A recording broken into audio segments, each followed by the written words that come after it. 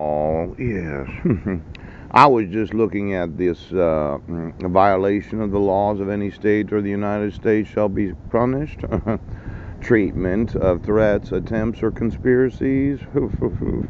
Whoever threatens to commit an offense under paragraph 1 or attempts to or conspires to do so shall be punished.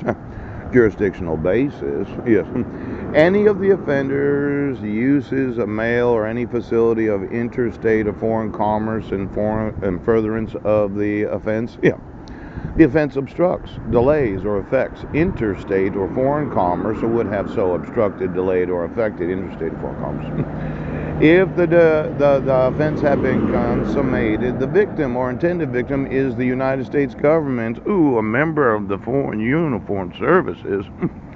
Now, I'm just wondering, these co-conspirators and accessories after the fact, jurisdiction shall exist over all principals and co-conspirators of any offense. Under this section, and accessories after the fact to any offense.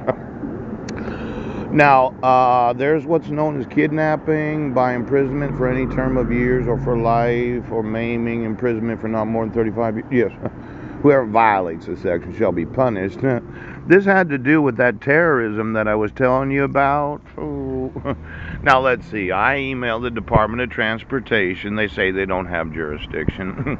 I say that my rights are being violated. My sons are being held hostage and are being used to shield government employees from lawsuits. I'm feeling the pressure of needing to get a job, knowing that you're going to garnish my wages and you're not going to enforce the laws. You don't have to, because you could just say I'm crazy. But I want every employee of the Department of Transportation that has the authority to arrest those that are terrorists. Get me the communication system right now. Now, somebody's been playing, oh, we don't know, but I do know. You cannot take a citizen's children without any due process.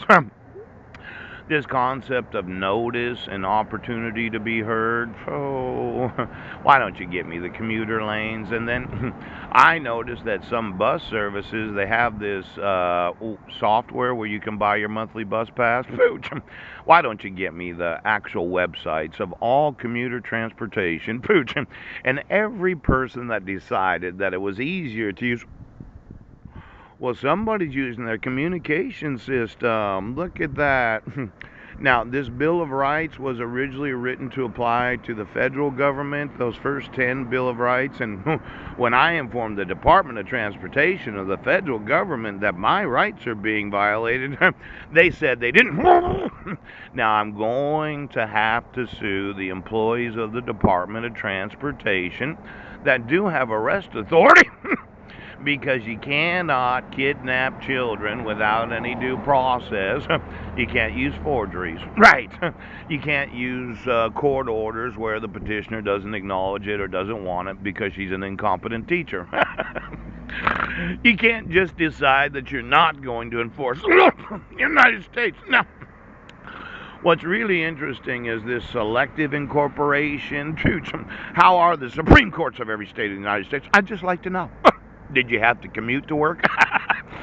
Now, however, U.S. Supreme Court precedent has held that any constitutional amendment that is implicit to due process's concept of ordered liberty must be incorporated into the 14th Amendment's protection and applied to the states. Look at this, Duncan versus Louisiana. Now, this doctrine is called selective incorporation, and it includes virtually all the constitutional protections in the Bill of Rights.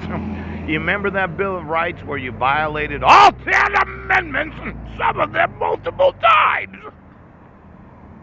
I know, you're working at a way station. You said, well, we can't arrest him. We can't help this guy because he's not a truck driver.